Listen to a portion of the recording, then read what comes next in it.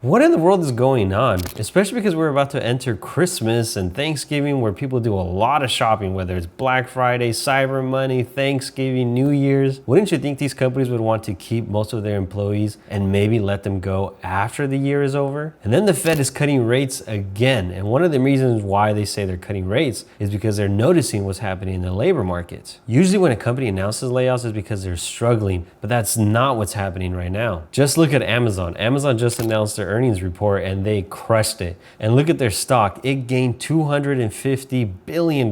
So obviously they're not struggling and they're making a lot of money. Then why are they letting go of so many people? Maybe what we're going through isn't an AI bubble, but an employment bubble. Over the last couple of years, especially during the pandemic, so many companies overhired. And now that things are going back to normal, people aren't shopping that much. They're being more cautious of what they're spending their money on. And then in late 2022, ChatGPT was released. So not only are companies having to reduce their workforce, but now with AI, they're realizing like, hey, one employee can probably do what 2 or 3 employees used to do. And remember, these companies that are building AI like Microsoft, Google, Tesla, Nvidia, Amazon, they're the ones that are building this tech and implement it into their company. And you know, once they figure this out, they're gonna sell this technology to other companies, and those other companies are gonna follow exactly the same thing that they did and reduce their workforce. The world is changing faster than we can keep up. That's why it's so important to invest your money and not stay in the sidelines.